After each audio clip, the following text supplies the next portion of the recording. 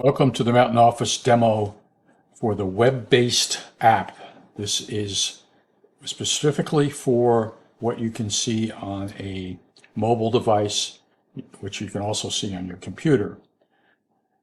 This is an instructional video so that you can use the demo and fully understand the capabilities of MountainOffice web app. The first step is to log in. The password is pre-filled in, and you just have to select administrator and you hit login. This brings you to the opening page, which is what we call the staff area. It has My Assigned Works and My Tasks. Under My Assigned Works, these would be work orders that have been uploaded to take you out when you go outside of Wi-Fi range or connectivity. Work orders that you can take with you. My tasks are tasks that are related to the user that's signed in, and they may be reminders that user has set up for a specific task that he or she wants to be reminded of. So it's a very helpful tool. Over here is an internal communication system, which is called Reports, and it works just like an email system that you can send messages to other users in the system. Here I'm going to drop down, click on the icon and drop down a menu which gives you the staff area, operating logbook, Mountain Mobile, operating data, assigned works, and depot. All relative to what you want to do as a function, as a technician or a supervisor going out in the field and doing your work. Let's go to MountainOffice Mobile. And here we're going to see that we've got the USA Ski Resort. And I want to make sure that everybody understands that you don't have to go through all the clicks. You can set any place as an entry point that you wanted to enter the system when you click on it. This means that if I was a lift mechanic, I don't necessarily want to see everything listed under the resort. I just want to see those things that are relating to lift maintenance. There is the ability to go back and to search. And at the top here, we have schedules. These are 4 schedules that are relating to USA Ski Resort. They really don't belong here, but they were put in there. And the archive is any schedule or work order that gets completed and signed off and goes through QC, rolls over and goes to an archive file. So this is the history file, very similar to the notebooks or other records, Excel sheets where you kept things that were completed. Documents, you can add documents or you can retrieve documents to anything that's highlighted over on the left-hand side. Basic data is any information that you want to record relating to whatever you have highlighted over here. And the addresses is basically a contact file. Again, anything that you have related over here. So if you wanted to break down your contacts between lift maintenance, vehicle maintenance, so forth, you could do so. And over on the far right, you have a filtering system. You can search. You can include subordinate objects, which means anything that's underneath the parent folder, which is here. And this would be show due schedules. This is category filter, which I'll briefly explain as we go forward. And then this is the responsibility filter. This is the people who are responsible for work. This is date, when is the work supposed to be done? And then this is an interval filter. In other words, is this due? I want to see something that's needed to be done this month, so I can do that. And then this is just resets the filter. So let's double click this, and you can see it breaks down into a list of things that are fairly normal structures or, let's say, departments within a ski area. We're going to go to ski lifts, and we're going to double click that. And you can see that we've got 3 lifts here. I'm going to pick one, Sugar Bravo. And again, you can see that's a system, and it also has a cost center assigned to it. That's what these little dots are. And again, I can go back, or I can add if I wanted to add another lift, I could do so by clicking this plus button, and I can do search. And I'm going to double click on this, And this is, again, we're breaking down the Sugar Bravo lift under the maintenance and operations. Under maintenance, I'm going to double click again, and it breaks down the lift into all the components. Under brakes, I double click that, and I've got the brake makeup within that lift. And under emergency rollback brake, I've got a work order. I'm going to double click that, and the work order should open. I needed to just do a singular click. And every work order has a unique header, and you can see that header is here, and it'll show you more details if you want. It shows you the barcode, the number, when it was created and whatnot. And it has the category, which I said I would explain. It has who's responsible for it. It has the start date, the deadline date, and the interval. The interval is a trigger that can be set up in the system when you create a work order, that you either want to see it based on a counter, which is like an hour meter, or on a time trigger, such as I want to do it daily, weekly, monthly, or yearly, and what's the interval? Is it 1 day, 2 days, 3 days, 4, etc.? The work order has activities. You can include up to 50 activities on a work order, and you can be pretty prescriptive with it. It shows you that you can delete or edit it here. You can include a remark as a value record, and value records can be set up, and I'll show you that near the end.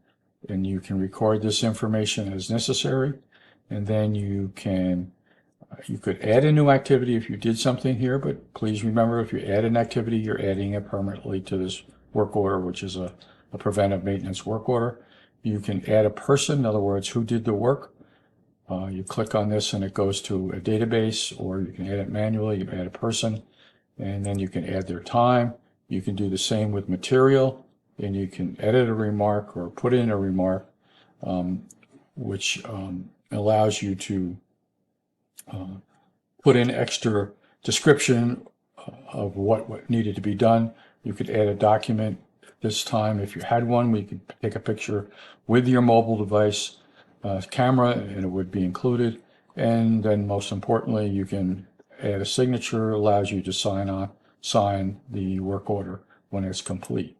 And when you save and close it, if all things were checked, it would ask for another signature, and then it would be complete. Or you could set it up that it has to go back to a QC supervisor or the supervisor for the department to close it out permanently and roll it over to the archive file. So that's your work order scenario. And again, you could create a new work order here just by clicking this little plus. And again, you have to add the category, the name, the person, the dates, and the time that it has to be done. And that's how you start to build out a work order. If we go to operating logbook, we see that we've got a trail map here. And these are the systems that we have logbooks built for. And under administrative area, we have some templates, and this is where we can edit the ski area map if we want to. We could go in and put dots on the map saying this is a broken groomer, or these are the lifts and lifts names. You can click on them. But you've got templates. You've got Doppelmayr templates here, piston bully, an operating log, another piston bully, and if you wanted to create a new template. If you want to add a template, you just click this button, okay, and you click this, and then you build the template, and you give it a name. For daily checklist, you would add an activity. You would label the activity, and then you'd hit next. I'm just going to put in test, and I hit next, and it gives me the choice. Is this a headline? Do I want to include a value record? Do I want to include an operating data counter, such as an hour meter? Do I want to just say in order, which means I get a yes or no button? And do I want to require a signature for this activity? So you can put, this all gets put into each activity that you put into the log. And you can build a daily checklist, pre-operational, operational, post-operational, weekly, or monthly. Now this is a template, so if I had this template, I could apply it to all things that I built that template for. Closing out the template, I would go to my one that I have set up for Sugar Bravo, and I can hit all these different functions which exist in an operating log, which is a dashboard preview. So these are the things that I want to have value records recorded for, let's say. So those are things that I can check, and it would be that would be a requirement in the operating log. I can edit my users. So there are no operating counters here. I can go scope of functions, stations, which is mainly for lifts, which would be the people that work the lift, top and bottom, mid-station operators, and the mechanic. But the most important thing is a checklist. So this is a checklist that's been developed. Okay. I can add activities by hitting this button, which I showed you before. This shows that there needs to have an in order button checked before it gets completed. And this one indicates that it needs a value record. And this one indicates it needs a signature. So in other words, the control drive and safety check carried out, you need to put a value record in.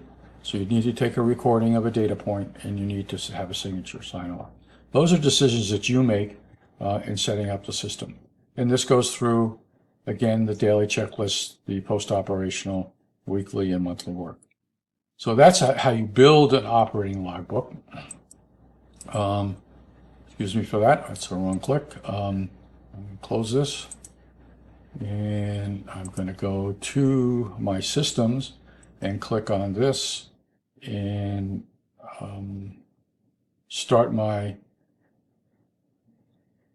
general settings. Again, I'm in a wrong place. I'm in the administrative area. I need to get out of there. So here I am at Super Bravo. You can see now it shows the operating day and a new order by the manager if you need to. This gives you some statistics that over time you will want to have to tell you the operating days, not in operation, days with insufficient data, uncompleted days, not yet it's confirmed by the operator, blah, blah, and such and so forth. And then it will take you right to the dashboard if you want, and it will show you some information that for the last 2 operating days, let's say, and you can set that over here, and it tells you the pre-operational checks that would have been done, the operational, and pretty straightforward. This is the filter period. It tells you the time frame, the data counter if you want it, the value records that were recorded, and you can see that there's quite a bit of information in the dashboard to give you information. This is feedback that comes back to the company on what's going on. So that's your logbook scenario. I'll quickly touch base on operating data counters. These are, again, operating hours or engine hours or runtime hours, flow meter hours, and you can input this information. So you would input a new value, and it shows you a graph, and then you'd save it, and it would date stamps as to when you put it in so that you know exactly when the reading was taken. And you can sort those by category. We also have assigned works, which is, we don't have any really in the log here, but it is a way, this tells you what you've got that you're loaded up to your mobile device so that when you take it with you, you can do the work on site where you have no connectivity to the database. The last thing I'm going to touch base on is the depot system, which allows you to scan parts. If you have parts set up in a bin with a barcode, which our system can handle, you can go and scan the part, or you can do this, and you can see this is logging me into my camera on my computer. So again, very helpful in recording parts into the system. So that's a brief overview, and I hope that it helps you with utilizing the demo. If you have any questions, don't hesitate to give me a call. Thanks very much.